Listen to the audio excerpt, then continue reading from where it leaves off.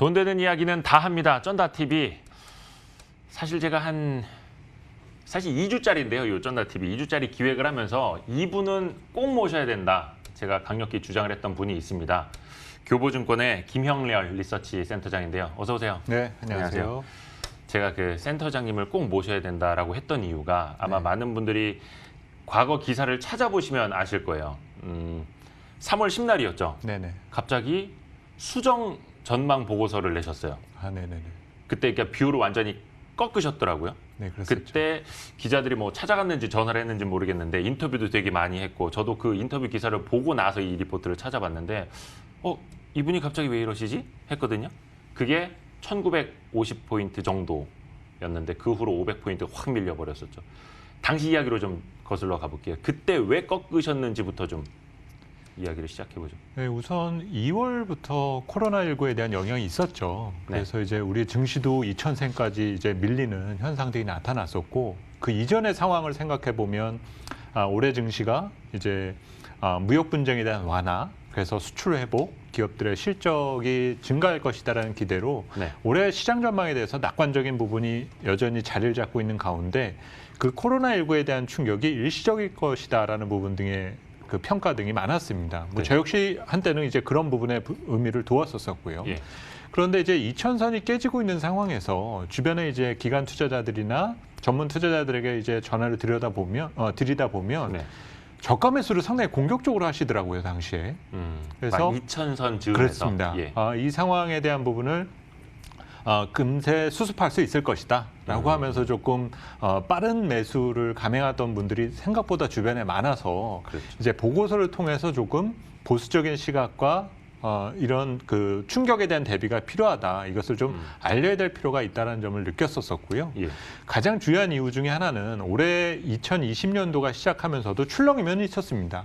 근데 당시 연초에 이란 사태가 있었을 때 당시에는 충격을 금세 회복을 했었거든요. 그런데 이 코로나19에 대한 악재를 우리가 조금 달리 해석해 볼 수 있었던 부분은 실질 어떤 경제 활동의 변화가 감지되었었다라는 거죠. 뭔가 통제 활동이 강화되고 뭐 관광객의 유입을 막는다라든지 뭐 이런 모임 등을 조금 자제하게 되는 이런 경제 활동에 대한 변화가 일어나게 됐는데 이런 부분 등은 연쇄적으로 고용과 가계소득에 직간접적인 영향을 주게 됩니다. 그리고 일자리를 위협하는 악재는 바로 체계적 위험이다라고 우리가 분류를 하게 되는데요. 이런 악재는 최소 1년 이상 시장에 머물 수 있는 가능성이 커졌다는 뜻으로 해석해 볼 수가 있습니다. 그래서 3월 초부터 그런 부분 등이 감지가 되었기 때문에 이제는 경기 침체에 대한 준비가 필요하고 그 충격에 대해서 좀 대비가 필요하다는 관점에서 수정 보고서를 작성을 했었습니다. 그냥 단순히 미국 뉴욕 증시가 뭐 한 7%, 10% 이제 급락하니까 이렇게 뷰를 바꾼 게 아니라 체계적인 위험은 1년 이상 간다. 침체를 준비해야 될 때다. 해서 3월 10날 그 수정 보고서에 쓰셨던 멘트 한 줄만 그 정리해서 말씀드리면 현금 비중을 최대한 높여서 정상화 국면에 진입 시 가용 투자 능력을 확보하는 게 가장 올바른 선택이 될 것이다라고 썼었거든요. 네, 그렇습니다. 한 달 전에. 당시에는 이제 현금 확보를 굉장히 강조하셨습니다. 지금은 어떤가요? 사실은 지금도 크게 다르지는 않습니다. 지금도? 투자자분들은 야 지수가 이렇게 한 달 사이에 회복되는 상황을 보면 또 타이밍을 놓친 거 아니야 라고 생각하실 수도 있을 텐데요. 앞서 제가 이 충격이 적어도 1년 이상 머문다라는 점을 말씀을 드렸기 때문에 지난 한 달 사이의 충격 정도와는 조금 차이가 있겠지만 우리가 2차, 3차에 해당되는 충격이 발생될 수 있는 여지 등은 있다라는 거죠. 그리고 현금 확보에 대한 부분을 말씀을 드리는 거는 투자라는 것은 주가가 급락했을 때만 기회가 오는 것이 아니라 손실 위험이 가장 적어질 때 투자를 하는 것이 올바른 투자라는 거죠. 우리가 흔히 투자라는 용어를 그 한자 그대로 해석을 하게 되면 자본을 던진다지 않습니까? 투자라는 것은 돈이 내 손을 떠나는 상당히 위험한 경제 활동입니다. 그렇죠. 이것이 다시 돌아오게끔 만드는 것이 가장 정석적인 투자의 제1원칙이 될 수가 있을 텐데 현재의 상황은 돈이 돌아오는 데 있어서 예상하기 힘든 여러 가지 돌발 변수 등이 너무 많다라는 거죠. 그래서 지금 주가가 회복됐다라고 해서 타이밍을 놓쳤다. 이거 내가 기회를 놓친 것이 아니냐라고 생각할 때가 아니라 예. 지금은 일정 정도 수준의 현금을 유지함으로써 또 재발생될 수 있는 여러 가지 어떤 변동 상황에 대처할 수 있는 능력을 갖춰두는 부분 등이 올바른 선택이 될 것으로 보여집니다. 항상 그래도 지금은 대비를 하고 있어야 된다. 지금도 그렇습니다. 마찬가지로. 저희 유튜브로도 동시에 이제 라이브 나가고 있는데요. 유튜브 채팅창에 이렇게 질문해서 올려주시면은 혹시 여쭤보고 싶으신 내용 있으면 저희가 교보증권 김형래 리서치 센터장과 이야기하고 있으니까 제가 대신 질문을 좀 드리도록 하겠습니다.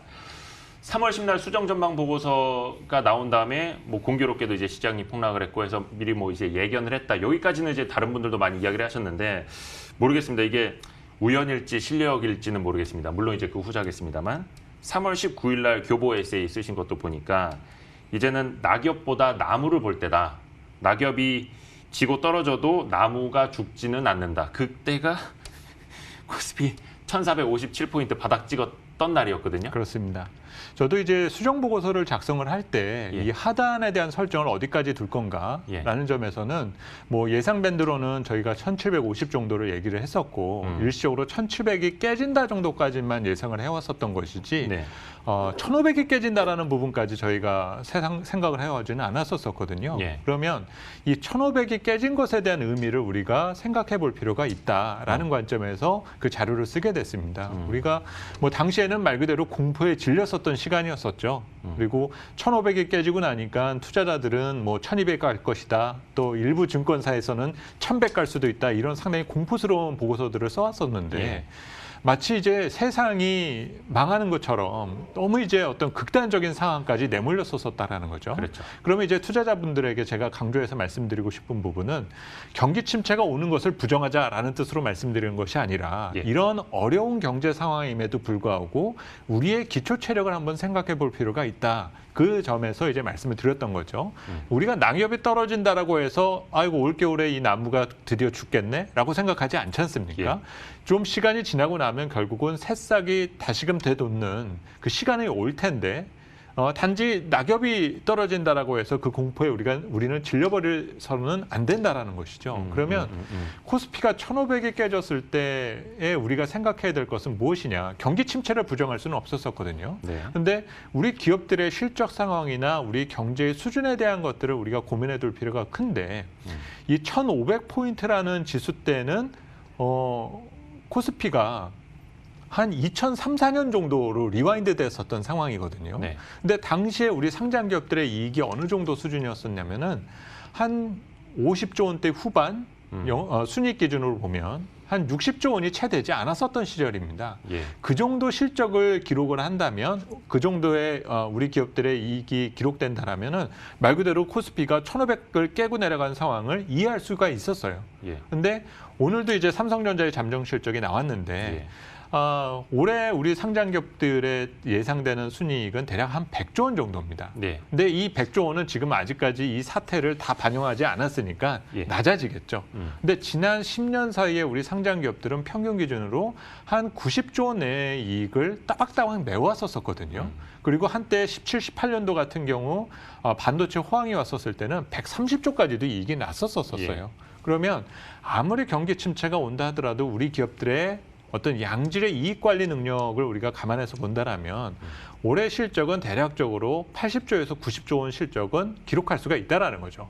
그럼 이 정도 실적이다라면 코스피를 정상적으로 설명할 수 있는 지수의 영역대는 한 1700에서 1900대의 지수는 충분히 설명력이 있는 지수대인데 문제는 1400까지 무너지게 된 것은 분명히 잘못된 현상이었다는 거죠. 네. 결국 이 현상에서에 대한 반응은 쏟아지는 악재에 대한 과대 해석에 따른 반응이었다라고 우리가 규정 지을 수가 있습니다. 이성을 잃었다. 그렇습니다. 일시적인 이거는 추세적인 의미로 해석하기보다는 우리가 경험하지 않아도 됐었을 하나의 변동성의 단면을 우리가 보게 되는 것이지 이 상황에 대해서 우리가 의미까지 둬야 될 상황은 분명히 아니었었다라는 거죠.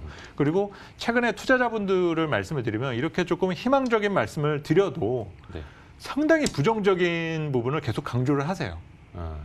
지금 미국의 감염자 수 안 보이느냐, 그렇죠. 유럽의 감염자 수 안 보이느냐, 그렇죠. 이런 식에 대한 부분을 저 역시 듣게 되는데 네. 이런 분들과 이제 대화를 나누다 보면 저 스스로 한번 생각해 보는 부분이 약간 뉴스에 좀 중독되었던 측면 등이 좀 있다. 모두가 전문가입니다. 근데 이럴 때에 뭔가 기준이 될 수 있는 부분을 말씀을 드리는 부분이 좀 필요하다라는 생각이 들어서 예. 조금 짧은 자료였었지만 그 3월 그 19일에 뭐 낙엽보다는 나무를 봐야 될 때 그리고 그 시점에 이제 락바텀을 우리가 확인했다. 최저점을 단기적으로는 보았다라는 점에 대한 자료를 말씀을 드린 예. 부분은 사자라는 것을 제가 강조드렸었다는 의미보다는 우리가 믿어야 될 것 그리고 우리가 알아야 될 어떤 기초 체력에 대한 부분 등을 조금 믿어주십사 싶은 측면에서 자료를 썼었습니다. 좋습니다. 그러니까 그 이성을 잠시 잃었어도 정신을 차리고 보면 이 지점은 괜찮은 지점이다. 약간 이렇게 받아들여도 당시에 됐었을 것 같습니다. 3월 19일 1457포인트 요때 나왔던 그 교보 에세이 잠깐 이야기를 했고요. 저희 그 유튜브 채팅창에 질문이 하나 올라왔어요. 소리 질러 보라우 님이 올려주셨는데요. 감사합니다. 2차, 3차 충격 시그널이 있다면 어떤 게 있을지요? 예를 들어 설명해 주시면 감사하겠습니다. 네, 우선은 당장 주가가 회복됐다라고 코로나19에서 비롯된 경기 침체가 제거된 것은 아닙니다. 특히 지난 1, 2주 사이에 우리가 미국에서 보았던 주간 실업수당 신청자 수 같은 경우를 보면 2주 사이에 1,000만 명이 늘었다는 것을 우리가 보았지 않습니까? 네. 이거는 연쇄적으로 가계의 소비 활동과 기업의 생산 활동에 직간접적인 영향을 주기 시작을 하게 됩니다. 네. 그리고 이 문제는 적어도 1년 이상 이 시장 경제에 머무를 가능성 자체가 크다라는 것이죠. 예. 지금은 여러 정책을 써서 주가가 회복되니까 이제 모든 문제가 수습되는 것처럼 느끼실 수가 있겠지만은 1,500대 있었을 때 그런 그 실업률이 폭등한 현상을 보는 것과 예. 코스피가 1900선을 회복한 이후에 실업률이 폭등하는 모습을 보는 것과는 전혀 다른 의미가 될 수가 있다는 거죠. 네네네. 그러니까 지금 조금 무시당하고 있는 악재가 상당히 무겁게 시장에 영향을 주게 되는 현상을 앞으로 경험할 가능성이 크다는 점입니다. 그래서 앞으로는 미래 경제 활동을 가늠할 수 있는 지표, 대표적인 예로 소비, 그리고 고용 관련된 지표에 대한 부분 등을 상당히 심각하게 살피시는 부분 등이 필요할 것 같습니다. 그 뭐 앞서서 저희 그 쩐다 TV 출연하셨던 많은 전문가분들이 그 미국 그 에너지 기업들의 어떤 채권 금리, 뭐 하이힐드 이쪽 자금 시장 동향도 항상 강조해 주셨었고 김영렬 센터장님은 또 여기에 더해서 소비 고용 지표, 그러니까 실물 지표 확인 계속해서 이제 작업이 필요하다 말씀해 주셨고 그 3월 10날 보고서에서 지적했던 게 국내 주식 시장의 어떤 수급 환경이 너무 취약하다라는 그렇죠. 말씀을 해 주셨어요. 지금은 달라졌을까요? 그래도 긍정적인 변화는 조금 찾았다라는 생각이 좀 듭니다. 네. 사실 올해 연초만 하더라도 우리 주식시장의 가장 답답한 부분 중에 하나가 유동성에 대한 공급 그리고 시장 에너지에 대한 보충이 재충전이 이루어지지가 않았습니다. 예. 고객 예탁금에 대한 변화도 있지 않았었고 사실 기관과 외국인도 매수보다는 오히려 매도 쪽이었었기 때문에 개인 투자자들의 어려움이 조금 더 컸었거든요. 예. 하지만 최근에 주가가 급락하면서 신규 자금이 계속적으로 보완되었던 측면은 유동성 측면에 있어서는 상당히 긍정적인 변화였다라고 판단이 들고요. 예. 문제는 지금부터입니다. 여기서 이제 선순환에 대한 구도로 그 유도를 하는 과정 등이 중요한데 외국인에 대한 수급에 대해서는 너무 낙관적으로 지금 생각할 필요는 없을 것 같아요. 우선은 외국인이 들어오는 조건은 명확해야 됩니다. 예. 원화의 가치가 복원돼야 된다라는 전제, 그리고 경기 침체에도 한국 경제가 잘 버틸 수 있다라는 신뢰를 보여줘야만 예. 외국인이 귀환할 수 있다라고 보고요. 뭐 외국인이 너무 많이 팔았으니까 이 시장이 이렇게 망가졌었다라고도 생각하시겠지만은 실제적으로 외국인은 주식을 그렇게 많이 안 팔았습니다. 생각보다. 그렇습니다. 예. 뭐 10조를 그 판 게 어떻게 안 판 거야 생각하실 수도 있는데요. 예. 지금 현재 외국인의 거래소 시장 내에서의 보유 지분율은 36.5%. 예. 이거는 지난해 연말과 똑같습니다. 오히려 시총이 더 크게 추락했기 때문에 외국인은 시총이 하락한 거에 따라서 비율만 맞춰둔 것뿐이지 내단 그냥 공격적으로 한국 주식만을 지금 팔았었던 상황은 분명히 아닌 거거든요. 근데 문제는 그 외국인이 사준다 하더라도 그렇게 여지가 많이 남아있지는 않다라는 것이죠. 그래서 지금 개인 투자자들의 참여가 조금 늘어난 이때 조금 예. 더 건전한 투자의 문화가 정착되고 이 모습이 선순환되면서 우리 국내의 유동성 환경의 체질이 개선되는 것을 바라는 것이 개인적인 생각입니다. 그러게요. 뭐 항상 걱정되는 건 이제 삼성전자 사러 들어왔다가 이제 테마주 매매하시는 분들 많아진다 해서 좀 걱정이긴 한데 뭐 걱정은 아니죠. 사실 뭐 그걸로 이제 수익을 잘 내시면 좋은 거긴 한데 최근에 보니까 그 검색 상위주 보니까 얼마 전까지만 해도 이제 시젠이었는데 이제는 원유 레버리지 ETN이더라고요. 뭐 아무튼 그렇습니다. 수급 얘기 좀 더 해보면 그 증시 안정 펀드 최대 한 10조짜리로 이제 구성을 한다는 거 9일부터는 이제 집행을 시작한다 하더라고요. 기사 보니까 요게 효과가 좀 어떨 거라고 보세요? 실제로 뭐 기댈 곳이 없는 개인 투자자 입장에서는 네. 누군가 이 시장에 지원 사격을 해주는 것을 바랄 수밖에 없겠죠. 우군이 들어오니까. 그렇습니다. 예. 그렇기 때문에 뭐 공매도 금지라든지 증안기금 마련이나 또 해외에서도 보게 되면 최근에 연준이 주식을 살 수 있도록 개정되어야 된다. 뭐 이런 얘기들이 지금 많이 나오고는 있거든요. 근데 사실 주식시장이란 것은 경제의 상황을 반영해야 되고요. 또 그 기업 가치에 대한 변화에 따라서 방향성이라는 것이 결정돼야만 합니다.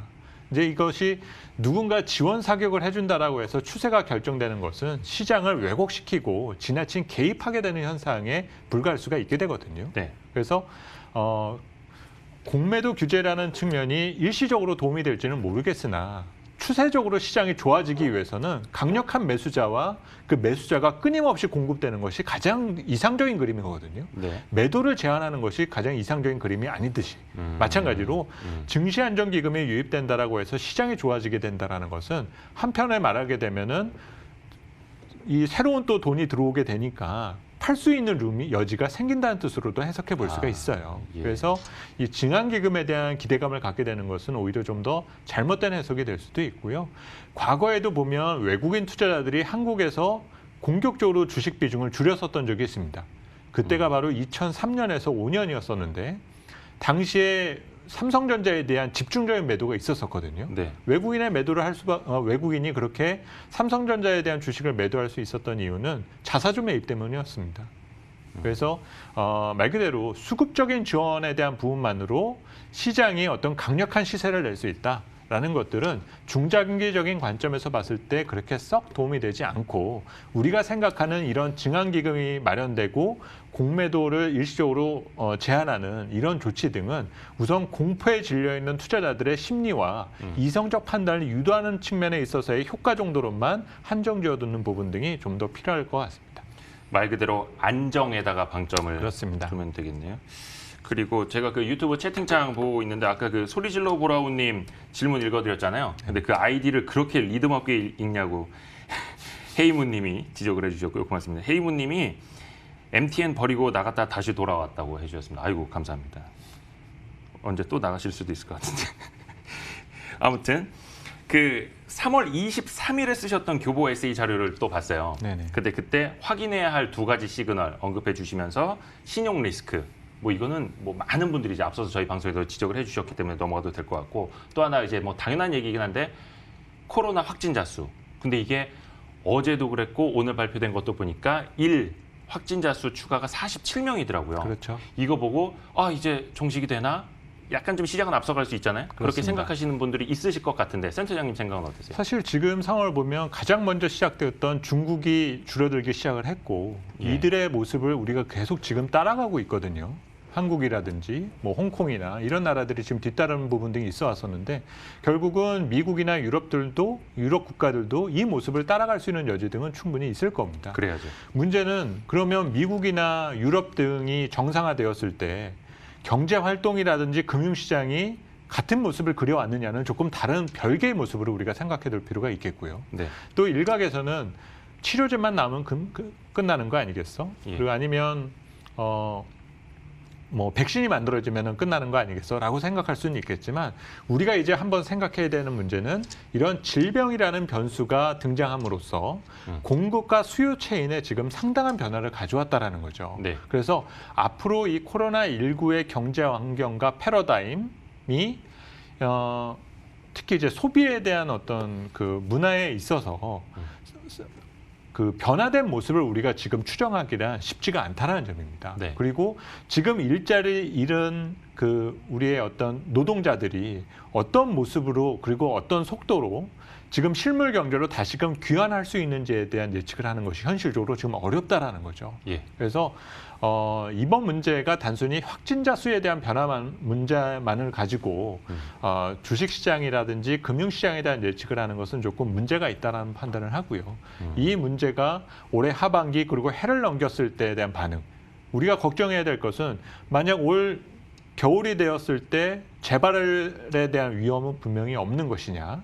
그리고 지금 대부분 그 북반구에서 유행을 번지고 있는 이 부분이 남반구로 번질 수 있는 위험 등은 없는지 여러 가지의 문제들을 여전히 상존하고 있고 추후에는 계속 사라지지 않고 머물 가능성에 대한 부분 여러 가지의 시나리오 등이 필요하다고 볼 수가 있습니다. 그래서 뭐 이거를 너무 직관적으로 주식시장에 대한 어떤 전략을 수립하는 데 있어서 확진자 수에 대한 부분을 고민하는 부분은 참고 사항이 될 뿐 이것이 하나의 절대적인 지표가 되는 것과는 조금 거리를 두시는 부분 등이 오히려 낫지 않을까라는 생각이 듭니다.